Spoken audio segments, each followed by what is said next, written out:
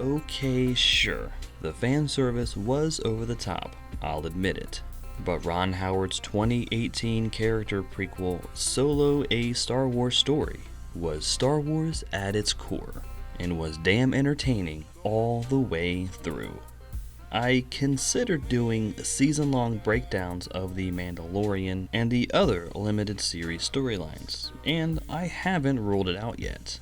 But for now, this is my final Star Wars breakdown, and I'm waiting patiently for future installments or even trilogies. The timestamps for each sequence can be found in the comment section if you'd like to watch along. Now, let's begin. We start, as always, with a focus on our protagonist, specifically their personality, their inner conflict, and their situation. We meet Han pre-Solo, who seems to be a post-pubescent Oliver Twist, and his love interest, the bright-eyed Kira Targaryen, who together look to escape their rotten lives, which ultimately leads Han to escaping into a galactic regime. Next, we examine where, why, and how our protagonist exists in their world, with a focus on why they don't quite fit in. Han suffers in the infantry, despite his dream of being a pilot. He bucks authority and questions the Empire's propaganda. Then finds Beckett, who serves as a darker version of his future self, with a band of kindred spirits who are also masquerading as Imperial Army. Then a brief event happens, one that's never happened before. It's destined to lead all the characters away from their status quo.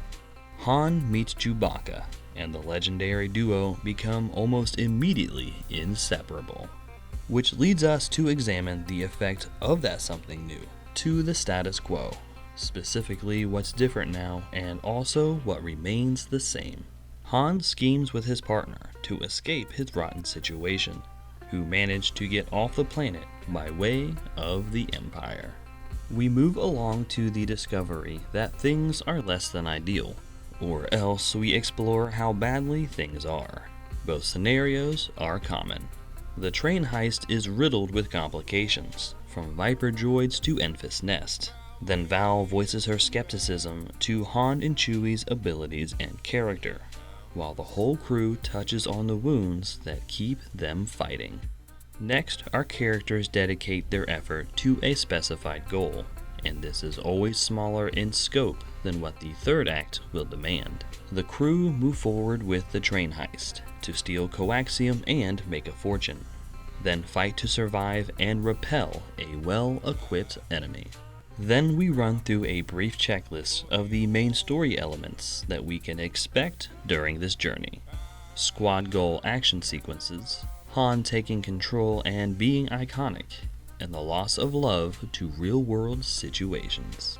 Which brings us to the brief event that launches our characters into the wild jungle of the second act. It's also called the oh shit moment. The all-important coaxium that's worth all this effort and violence and death blows up. Oh shit. We follow our characters as they learn the new rules and expectations of their journey. These are always distinct to the narrative at play. Beckett reveals that they now owe Crimson Dawn, either in coaxium or their lives. Han rallies the crew to stick together no matter the plan. Then they step into the arena of high-class luxury and style, with the ruthless Dryden Voss in control of it all. Next, our characters showcase their ability to grow and progress, and this is typically an external or physical beat, rather than internal or emotional. Kira emerges from the decorative woodwork after 3 years, and Han finds a changed woman, with the same spark between them. Then Dryden brings Han and Chewie into the mix. Then our characters face legitimate and understandable reasons to deviate from their stated convictions, agendas, or desires. The crew scrambles to set up a new job to keep Dryden from killing them on the spot, and even Kira feels the weight of the consequences. Then they scramble for the resources they need. We endure the anxiety as our characters face an escalation of problems and complications. Han joins Lando Calrissian at a card table to hustle himself a ship, and plays mind games to manipulate Lando into staking the Millennium Falcon, then promptly loses and owes someone else something he doesn't have. Next, our characters evolve internally or emotionally, and they do this by using elements of the plot or story which they've gathered and learned so far. Qi'ra flaunts the presence of Crimson Dawn to make Lando far more amenable, who unretires and joins up with the crew as their much-needed pilot. Then Han and Chewie lay their eyes upon the Millennium Falcon for the first time, the elements of their future partnership quickly amassing. Then our journey-weary characters come to terms with their ongoing struggles. Moments and elements from the first act are used to gauge their progress. Act 1 complication Enfys Nest continues to track Beckett and the crew, while Han moves ever closer to his Act 1 ambition of being a space pilot. And the Act 1 bright eyes of Qi'ra darken when she thinks of the future she once wanted, which results in a brief event that strikes at our protagonist's core conflict. Han refuses to let go of his old dream, despite Kira's warning that nothing is the same. We receive needed answers alongside our characters, which relate to both their external journeys and their internal conflicts. Beckett correctly warns Han that he's entirely too trusting in a situation he knows very little about. Then the crew arrives on Kessel with a notion to steal a fortune worth of unrefined coaxium. Next, our characters complete their smaller scope objective, yet discover that their victory is shallow or altogether meaningless without also completing a larger scope objective. The crew successfully infiltrates the mining colony, but they're separated before they're led deeper into the bowels of its operation. Then our characters face an existential conflict that wounds their sense of self, their worldly identity, or their physical journey.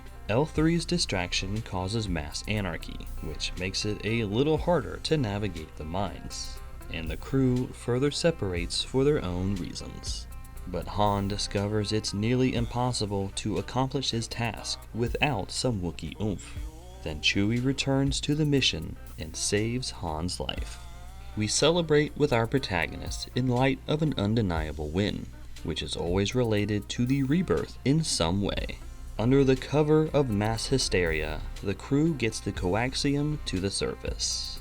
And while L3 does take a heart-wrenching injury, it leads to Han Solo behind the wheel of the Millennium Falcon, where he damn well belongs.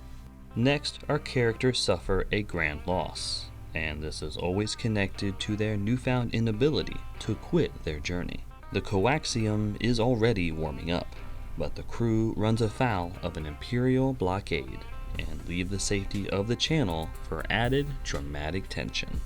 Then we experience a thematic freefall as the main story elements are ramped up and thrown into upheaval. Han flexes his piloting skills with a maneuver that killed the last person he knew who tried it. L3 is recycled into the Millennium Falcon, further gelling into the operation we're familiar with. Then the crew confronts Qui-Gon's words of wisdom about there always being a bigger fish, and scramble to escape the gravity well of the Maw, which forces us into a brief event that robs our protagonist of seemingly any hope of success. For the briefest of moments, the Millennium Falcon loses power and tumbles into the destruction of the Maw. We watch our characters realize that they cannot return to their first act selves, and they turn to face the larger scope objective. Qi'ra tries again to explain the reality of her situation after 3 years. Then Enfys reveals her true mission for the coaxium, to revolt against the likes of Crimson Dawn and the Empire. But this is where Han Solo and the darker version of himself split ways.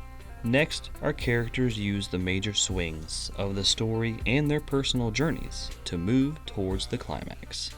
Han and Qi'ra return to Dryden, with shenanigans on their mind. Beckett's inevitable double cross is revealed, and it appears as though Han is about to die for his naivete. Then the final confrontation of our protagonists and characters against the antagonistic force plays out. Enfys tables the turns on Dryden's men and master plan. Beckett tables the turns on everyone. Then Han and Dryden battle one-on-one until Kira places herself in the middle, which culminates in a brief moment where our protagonist finally, and oftentimes metaphorically, overcomes their place in the Act 1 status quo. Admittedly, it's Kira who performs the finishing move here and not the protagonist. But Han does finally witness the brutality that she's capable of and try to warn him about. We experience the direct aftermath of the climax. This can give our characters a moment to reflect on the situation or else wind down the action with a coda. Kira sends Han off to save Chewie, then reveals to us her obedience to Darth Maul. Next, we touch base with additional characters, typically to contrast them against the new status quo. Han faces off with Beckett, and clearly draws his moral line in the sand, then definitely and without question absolutely shoots first, while Kira jets off to her Sith boss on the sky yachts, and Enfys is set to launch a rebellion. Then we conclude with a tight focus on our protagonist, specifically to contrast them against how we met them at the opening. Han catches up with Lando for some clever role reversal, faces down the man of swagger for the now legendary hand of cards, and wins the Millennium Falcon, his mind on picking up jobs with the Hutt cartel. The crew is set for their eventual collision course with Luke and Obi-Wan. And there you have it. Ron Howard's 2018 release Solo: A Star Wars Story adheres perfectly to the 29-point story structure every step of the way, and is further proof that the entire Star Wars franchise is built upon this format. Now let's move over sideways from one Disney franchise to another and continue our release date faithful dive into the MCU. Join me next time for Louis Leterrier's 2008 action flick, The Incredible Hulk. As always, thank you so much for your time. Please like and subscribe if you enjoy this content, and consider commenting on and sharing this video to help the channel find its audience. Take care of yourselves out there, and I'll talk at you next time.